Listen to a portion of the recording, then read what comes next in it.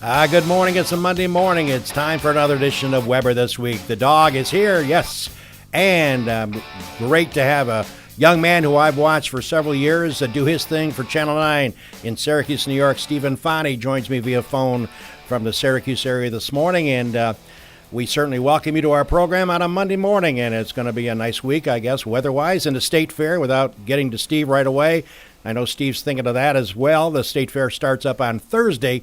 It's always a must-see for yours truly and my wife, Mary, as we will definitely make that trek one more time. But joining us via phone is Steve Infanti. Steve, the sports director of Channel 9. Of course, many of you know Steve from his work. And, of course, if you don't know, I'm sure you do, but his work with SU Sports is second to none. The Studio Orange Nation, which is phenomenal. And, Steve, thanks a lot. Good morning to you. Welcome to the show, and thanks for carving out 20 minutes for us this morning. Well, I appreciate you inviting me, and I really appreciate that introduction, especially the part where you said that I'm a young man. I don't feel like such a young man anymore, but I appreciate the introduction. Thanks for having me. Well, listen, I just turned 70 April 29th this year, so to you, to me, you're young. Well, I appreciate that. Like I said, the body doesn't quite feel so young anymore. I was playing kickball with my kids just the other day, and you wake up the next morning and you're a little sore. So I hear you. But no, I'm glad to be here. Thanks for having me. No problem, Steve. Thank you for coming on. Listen, we got to start off first off, giving us your background, where you were born. I met a friend at a bar recently that knows your family and said that you went to Bishop Ludden. I don't want to steal your background.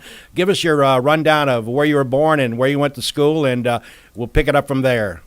Yeah, absolutely. So, I was born and bred in Syracuse, and I did, in fact, go to Bishop Ludden High School. My mom was the librarian there for 19 years, and my mom was in the first graduating class at Bishop Ludden back in the 1960s. Wow. And so my sister and I both went through there. I have one sibling, a sister who's about 3.5 years older than me, and she's a local teacher at Christian Brothers Academy. But I went to CBA, and then from there I went to college at Ithaca. I really liked the school down there for a lot of reasons. It was the best fit for me. It was an opportunity to continue my basketball career. I played basketball at Bishop Ludden and won a state title my senior year. As a matter of fact, we beat the Miners Academy from Seneca Falls. Wow. In the finals, so I know Seneca Falls awfully well. Huh.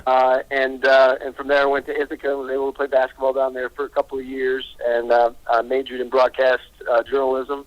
And it was a small school. As I said, I went to Bishop Ludden, which was a small school as well. So for a lot of reasons, it was a really good fit for me. And then following my graduation in May of 1998, I landed a job as the weekend sports anchor at the ABC in Binghamton, WIVT. And I was there about 6 months before the weekend job opened up in Syracuse. And I was lucky enough to land the job. I probably had no business working there. I was 22 years old. I looked like I was about 15. But they took a chance on me, and I'm glad that they did. And now all these years later, I worked weekends there for about 5 years.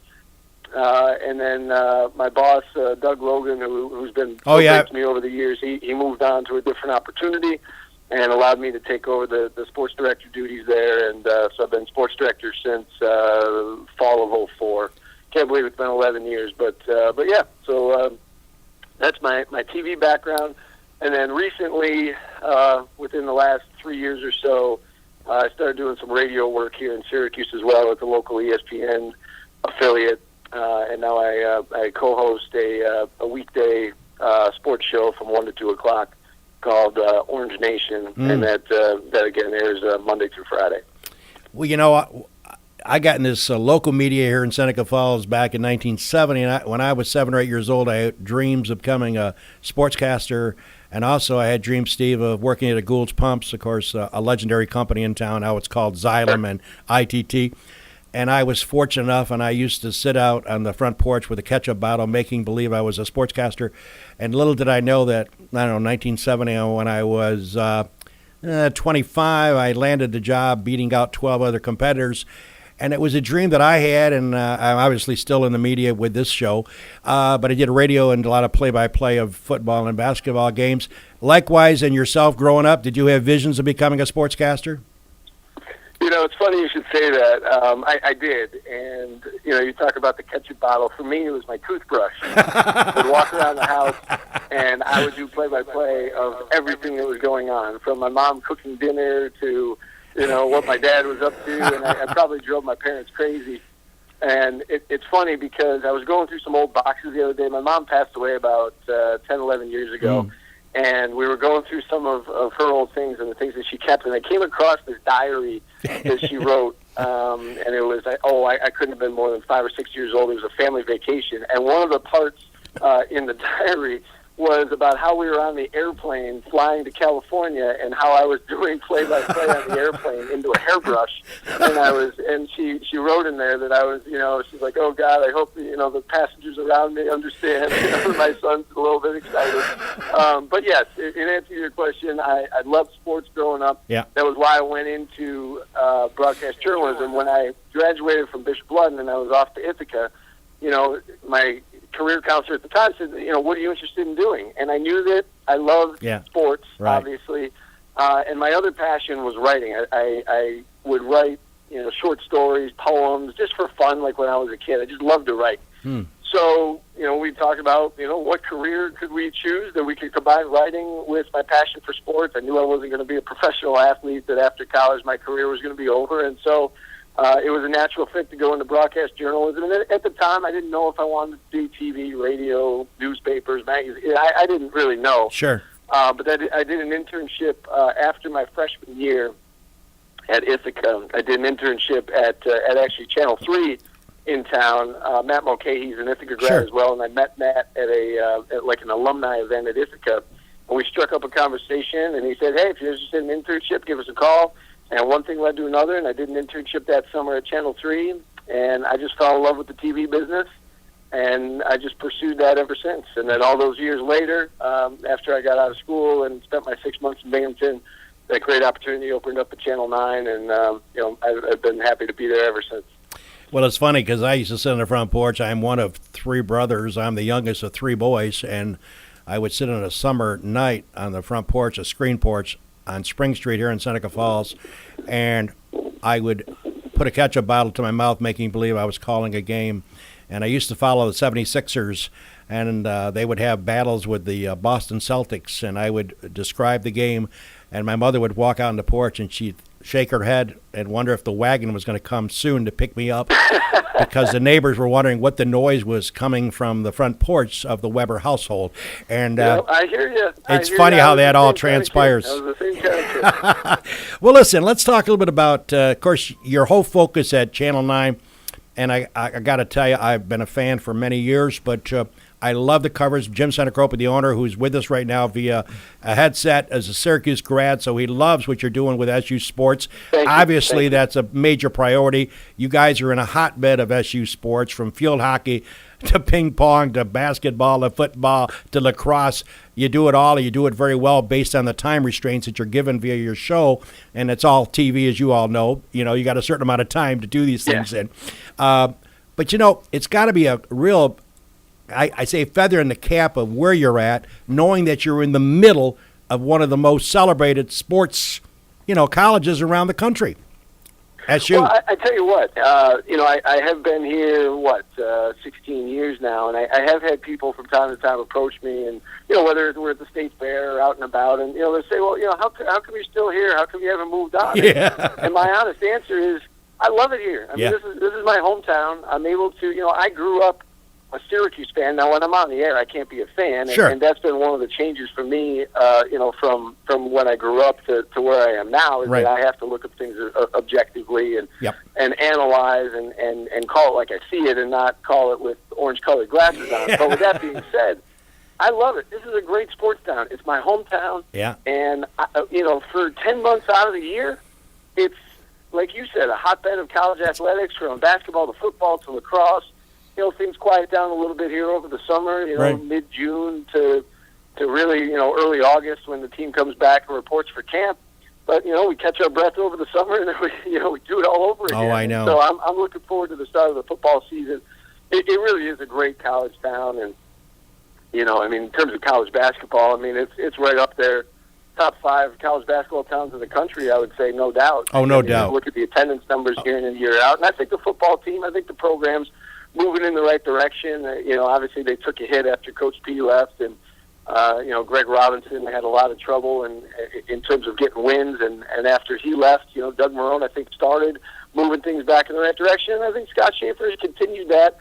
I like to look at last year to some degree as a fluke. I think the 3-9 record was not indicative of what that team could accomplish given all the injuries they had. They were ravaged by injuries up and down the roster. I've never seen a team suffer that many injuries. Scott Schaefer said the same thing last year. So I'm excited to see what this team can do. I think at this point, 500, a 6-6 campaign, I think that would be a success. For where this program is right now, fairly new to the ACC, I think if they can get 6 wins and get to a bowl game, I think that's a success. I think it's going to be tough. I think they have a really difficult schedule this year, but I think that they're starting to move back in the right direction. Do you get that sense from your friends at local restaurants that they're willing to give Schaefer a few years to get this thing turned around? Because coming off a 3-9 record, he made a comment last week which kind of surprised me. I know you have a new AD in town taking over for Daryl Gross, and he mentioned, I think the article was entitled Schaefer on Hot Seat as we move into 2015. Coming off a 3-9, he made a comment in talking with the AD that the AD and him agreed that this is not a race, it's a marathon. When I read that, I was taken back a little bit thinking, well, I don't know, the Syracuse football lovers want it to happen quick. And do you get the sense that they got to get some W's and get a 6-6 or a 7-5 soon? Well, yes and no. I mean, we know it's a win-now business. There's no doubt about that. And you're right. I saw that same quote that he talked with Mark Coyle, the new athletic director. And every time a new AD comes in, there's always some concern that is the coach safe? Is he not safe? Sure. And, given the fact that they were coming off a 3-9 campaign, does he want to bring in his own guy? And Mark Coyle came from Boise State, where they had a lot of success. Right. So he knows how to win at a smaller program. And obviously, Syracuse is a Power 5 conference, unlike Boise State. But same time, I feel that Boise State had certain challenges in terms of, recruiting people to their campus and whatnot, but I think Syracuse shares some of those challenges competing against Southern schools in the ACC and whatnot. But there's always some concern when a new AD comes in that the coach might not be safe. I do get the sense that people are willing to give him a little bit of time. And one of the reasons I say that is that you look at this recruiting class that they have coming in next year. They landed a running back by the name of Robert Washington from North Carolina, and he picked Syracuse over the likes of Florida, Alabama, Michigan. And when you hear that, it kind of opens your eyes up a little bit. And then a month or two later, they get a quarterback by the name of Rex Culpepper from down in Florida. And again, he picked Syracuse over some big-name schools, including Ohio State and Clemson. Man. And so even coming off a 3-9 campaign, the fact that this coaching staff has been able to recruit that well, and you feel like they're starting to infuse some talent, they're getting a couple of 4-star guys, they're getting a good number of 3-star guys, and I've never put a lot of stock into the recruiting services, but when you're starting to beat out Clemson and Ohio State and Alabama and Michigan here and there, opposed to in the past, they would pick up a guy who pick Syracuse over Bowling Green and Toledo. Like, to me, that says something, and I think that says something to the fans here in town that, all right, let's, this is only year 3 for Scott Schaefer. I mean, we forget that. Year 1, first year in the ACC, I think he overachieved. He got that team to a bowl game when they probably had no business winning 7 games. They did win 7 games. Year 2, I say they underachieved. There's a reason for that. Injuries, and maybe that's an excuse, maybe it's not, but I think we'll find out to some degree this year. So, yeah, I think there's a wait-and-see approach by people here in town. And are they frustrated? Sure, they're frustrated. Also know that turning around a college football program does not happen overnight. It's not like basketball where you can land a Carmelo Anthony and a Jerry McNamara and go from being a 500 team to a title contender. It doesn't work like that in football. We all know that. So I think there is a certain wait-and-see approach. People are getting restless. People want to see wins. But I like the direction that Scott Schaefer is starting to take this program, and I think a lot of people around here agree with that as well. Good, and I see the NCAA just released a survey, which I don't understand how they do this. They just announced strength 1 to 128 Division I schools, and they had Syracuse pegged at 88th. And I thought, that's not great material to read if you're an SU fan either. I mean, did you see that article? The grading system of the NCAA, why they do that is beyond belief. Obviously, Ohio State was ranked 1. but I couldn't believe Syracuse got an 88th billing, and that kind of just shook me up thinking, boy, there's no respect like Rodney Dangerfield, So Yeah. But time will tell. Hey, let's switch our attention to basketball. Obviously, Jim Boeheim, born in Lyons, New York, where obviously I might add during this interview, so was I, second most famous guy at Lyons other than Jim Boeheim. But, in seriousness, Steve, you must have heard murmurs that the hammer was coming down about SU and the basketball/football program, the penalties issued by the NCAA several months ago. You were not surprised that some punishment was coming their way. I guess the question is, were you shocked at the punishment they single-handedly pointed on Jim Boeheim specifically, and the penalty that he's going to face unless it gets appealed and overturned is upcoming basketball season? He cannot participate in 18 ACC games, the entire schedule for that team. Did that surprise you much? It did surprise me, and yes, we knew sanctions were coming. I honestly thought that it would be scholarship reductions. Right. I thought maybe they would hit him with taking away some wins and vacating of wins. I did not expect the hefty suspension that they handed down. He's going to have to sit out half the ACC schedule. Amazing. To me, and again, this is just my opinion, and this is not me as Stephen Fani from News Channel 9. This is just me, my personal opinion. It felt personal to me when you look at the sanctions that they handed down and how stiff the penalties were, especially assessed against Jim Boeheim. To me, it felt a little personal between Jim Boeheim and the NCAA. Right. And I guess I'll leave it at that. It's going through the appeals process right now. I assume we'll hear sometime soon. But I think that the better chance that they have in terms of the appeals, I think maybe they get the scholarship restrictions maybe softened a little bit. They have to take 2 of their coaches off the road currently for a 2-year period. Instead of having all 4 coaches on the road, they can only have 2 coaches recruiting right now. So maybe that limitation gets softened a little bit.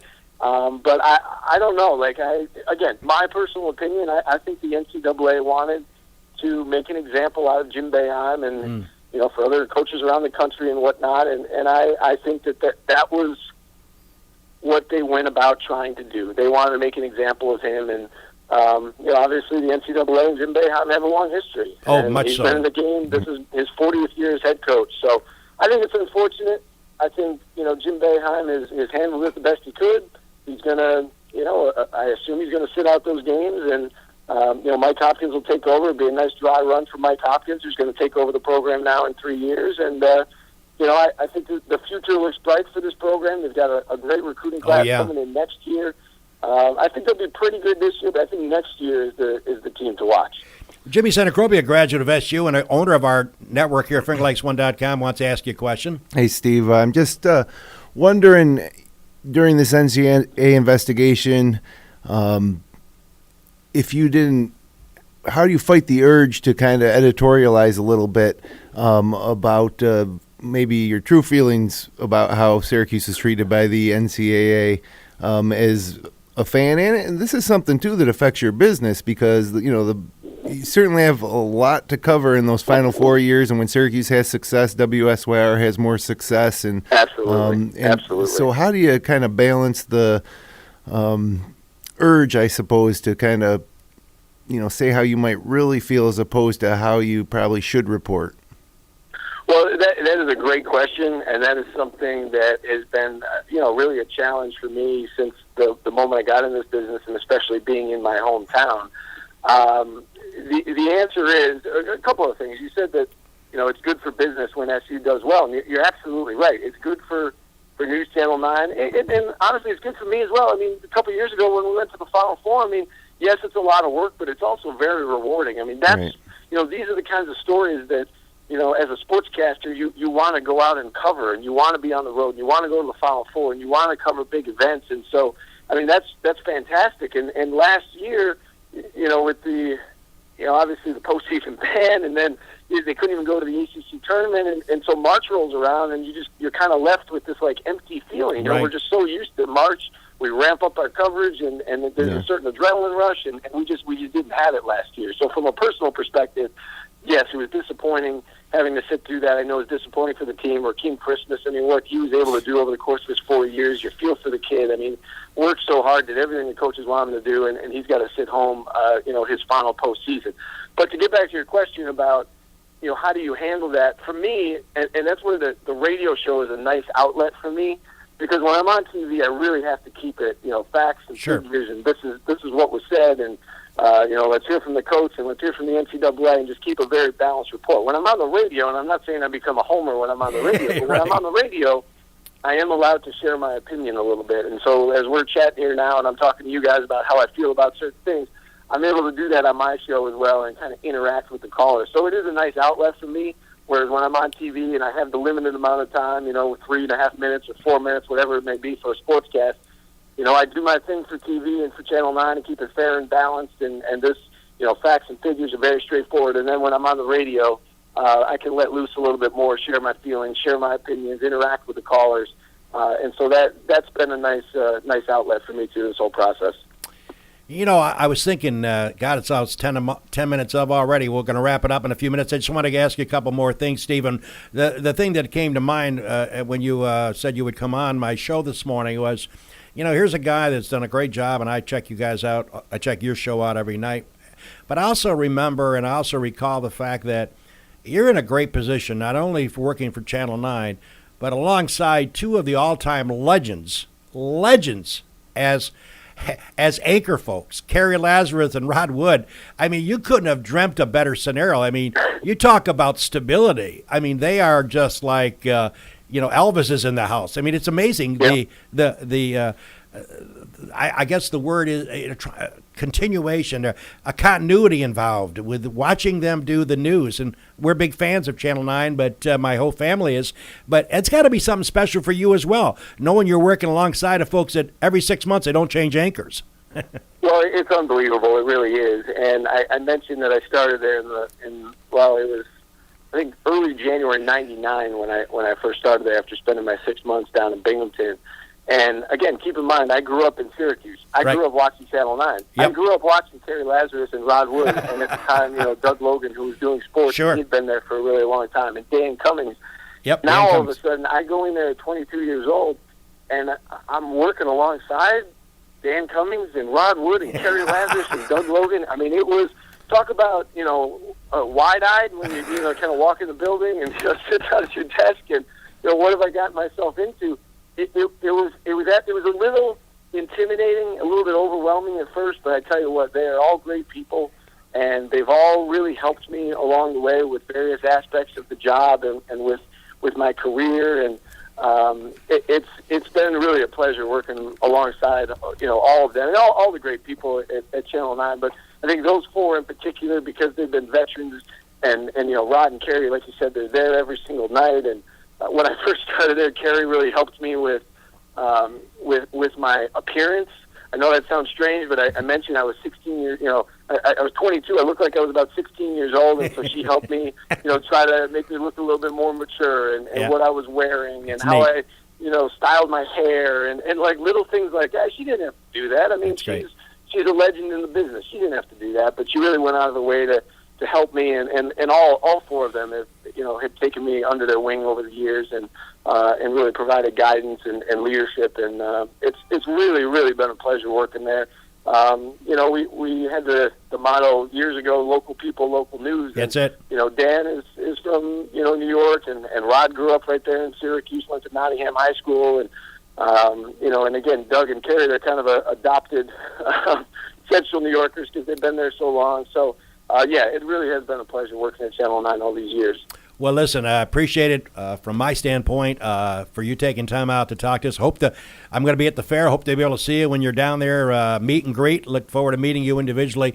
Certainly, if you ever come to the Seneca Falls area, I know you're familiar with Ithaca and the Finger Lakes region. We're more than glad to buy you lunch and continue our chat regards the world of sports. So thanks again for taking time out. We appreciate it. Well, I really appreciate you having me, and we're at the fair pretty much every day. So we've got the Channel 9 booth. We're over by the Burn Dairy Building. Oh, we know it exactly. So, oh, yeah. Stop over and say hello if we happen to be there at the same time. I'd love to continue the conversation. Thanks again for thinking of me. All right, Steve. Thanks a lot. Thanks, Steve. Have a great day. Stephen, you take care. all right, Stephen Infanti, ladies and gentlemen. We're going to continue with my show with a couple of comments. Let's hear from the great sponsors. Bill Ryan and his team for all of your banking needs. Offices in Union Springs and Aurora. A fine sponsor of this show for over 30 years. DA Liquor, Seneca Falls. Amy Padula and her great team will find that right spirit for you every time. Tell Amy the dog sent you. Cicino's. Live, laugh, eat well. It's the Italian way. It's also the Cicino's way. Place your order today at Cicinos.com. Locations, Main Street, Waterloo, and 401 Exchange Street in Geneva. The Good Hotel welcomes you to come out and enjoy the revitalization of this historical landmark. Wednesdays, don't forget Ladies' Night with special price drinks and half-priced appetizers. Tap is Thursday, and their chef serves a dinner special every night.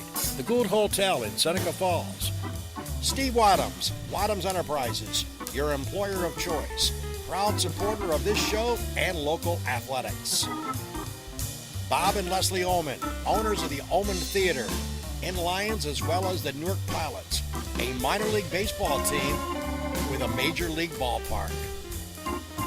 SenecaFallsCountryClub.com. Awesome 18-hole layout, offering a 12-month payment plan. Home of the toughest par 4 in Central New York. Wilson Press, WPress.com. Seneca Falls, Rich Ricky, my good friend, and his team can handle all of your printing and mailing needs. Rich Ricky, Wilson Press, a fine sponsor of Weber This Week. Well, I hope you enjoyed that interview as much as I did, along with Jimmy. Stephen Infanti, class guy. Check him out, Channel 9 every night. Does the sports about 6:20. Phenomenal. And we thank him for he's got a very busy schedule. And, hey, someday we might get him in the studio. Who knows? But we appreciate his ability to come on this morning. Hey, by the way, folks, just a reminder, of course, Jimmy and president of Seneca Falls Country Club on the board of directors. Of course, we had our signature event yesterday called the Cash Bonanza. It went very well, Jimmy, and you and the rest of the directors that put it together did an outstanding job. Had a lot of fun. Yeah, Trish Peisnick, Aaron Montefiglio, Lynn Court do a lot of work for that particular event. But, yeah, it was a lot of fun. It was a wonderful day. All weekend was just beautiful around here. I mean, perfect. Gorgeous. In the upper 70s. And Dick Laudy was the big winner of the drawing. Yeah. And great food provided by it was a good time. Dave G and Ace, and it was just it was a really good weekend down at the club. No, it was a great time. And hey, Yankee fans, a little bit nervous this morning. Come on, you got to be Cleveland. Cleveland, what are you known for, Cleveland? CeCe's going on the DL now, right? Good, yeah, you love that. Excellent. CeCe, don't come back. Hope the injury lasts all year. Sorry, this guy is worth. It's $24 million a year. Come on, folks. They shouldn't. They're not going to do these 10-year contracts anymore. I think the Yankee management learned by a bad example. A-Rod's had a good year. He's hit some good home runs. He's hit a grand slammer the other day. But CeCe's just lost it, folks. I'm sorry. The best news, he's hurt. Maybe he won't be back.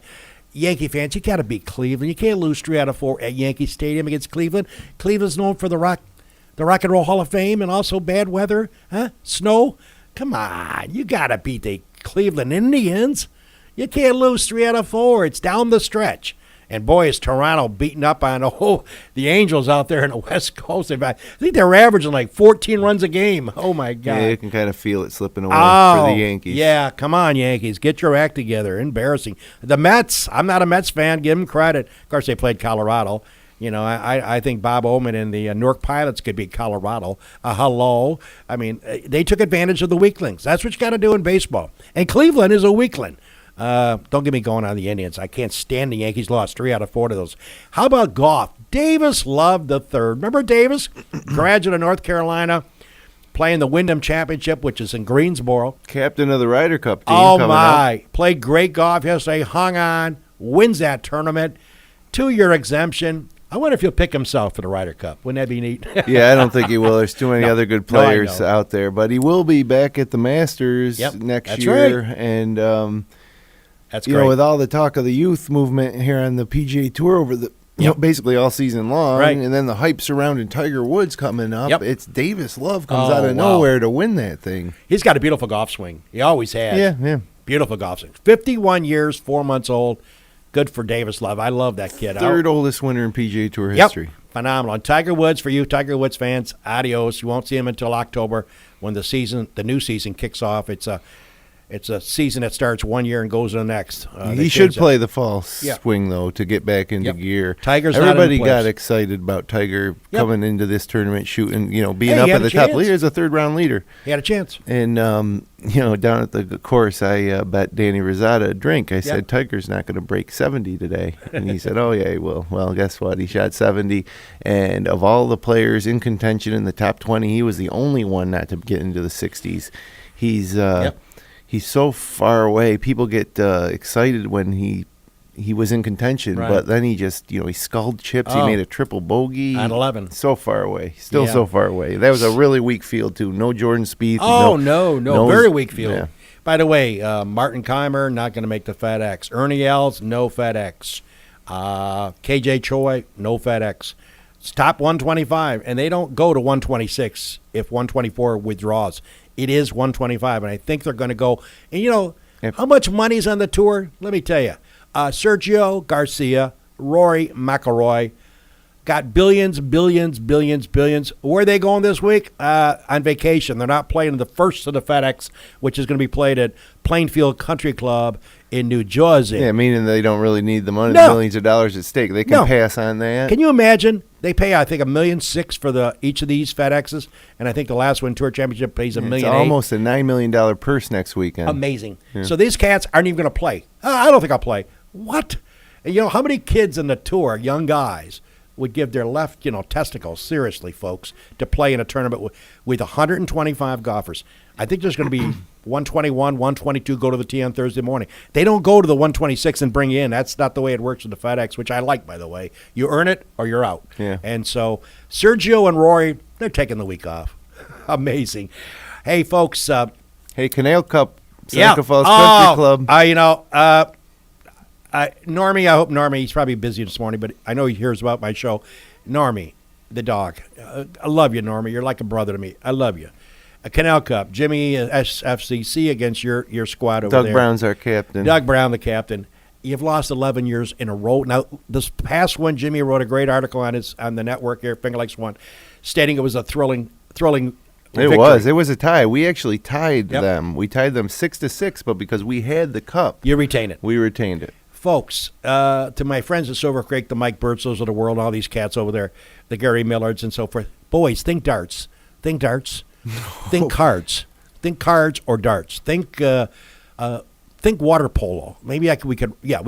Our buddy down at the college. I want to keep playing this. Who's our buddy down at the college? Rhett Taconi. Rhett will let you take the pool. A little water polo. I'll come down and do play-by-play. And you guys got to get off this golf against SFCC. It's kind of flat out embarrassing. I know. Look, I love it. Straight. We love playing golf with those guys. Those guys are great golfers. It came right down. It was 6 that it was a tie. It was a tie on but it's like Saturday. It's like you playing Brad Jones 20 straight matches and winning 20 in a row. It gets boring after a while. You got to get darts or do something different. Maybe horseshoes. Horseshoes. We could borrow the pits up in Tom Coughlin up there in Waterloo, and I'll do some play-by-play for it. To the Silver Creek friends, enough. You lost 11 straight. I got to pick on you, Norm. I hope you check this out. Well, Jimmy, congratulations on winning your 11th straight SFCC Canal Cup. That's impressive. When are you guys going to stop playing? I don't. It's fun to get together with those guys. It's fun to play the different courses. We always have a nice meal. The food at the Crick was great on Saturday. Taco bar for us all, and it was a beautiful day. And honestly, when the match was coming up the 18th hole, it came down to the last groups of Chuck Ersman and Steve Brown for us against Bummer Fleece and Scoot Stein. Nice. And we were all around the back, and it was just a great scene. You know what? Every year, when the match ends, everybody shakes hands and has a good time together. It's a really nice event between our two courses, and that's good. And it certainly won't be long before Silver Creek wins multiple tournaments. Okay. Multiple Canal Cups. I'm going to keep this tape. Okay. Hey, listen, upcoming shows, and we're running a little late this morning, but upcoming shows next week. Josh Sturso, who writes opinions in various periodicals, every couple of weeks. I've enjoyed his work. I've enjoyed his words. He's going to be on the couch, and we're going to get his opinions on several topics, including the Donald. So, and us, of course, we're not going to not let Josh get away without talking about Lago. When's the drama going to end there? All the folks fighting it, not all the folks, but some folks fighting it, and I think it's going to happen eventually. But Josh Durstall joins me next week. And before Josh comes on my interview, I'll be talking to Bill Parker. He'll be plugging the Seneca Falls Rotary Wine Festival out at Goosewatch. And so that'll be fun as well. Lots of bands. We'll talk to Bill Parker next week, the beginning of the show, for a couple of minutes promoting that. And then, of course, we're off the following week on Labor Day. And then on the 14th, you bring in the owners, where I was the other night with the Lopez's, my wife Mary. We checked it out. Very nice occasion. West Side Italian Eatery, about 4.5 miles south of Geneva on Route 14. Check it out. And then, of course, the 21st, we're looking forward to me and Jimmy R, because they're good friends of ours, the Farrar brothers. Mike and Tony, this show may go more than 30 minutes. Mike and Tony Farrar will be in talking about education. Why is that important? Because combined, they've had 77 years combined in the educational field. Yep. So that's pretty impressive. Then, of course, on the 28th, we have Betty Canny along with Ted Flock talking about denim and diamonds, of course, a fundraiser for the Trinity Church. And then on October 5th, folks, we're going to have Rod Verke come in on the couch. He's going to talk about the 2015 Minders Academy Hall of Fame inductees for this year. So, again, thanks to Steve Infanti for joining me this morning on this special show. We hope that you enjoyed it. Take care, everybody. We'll catch you soon. That's Weber This Week.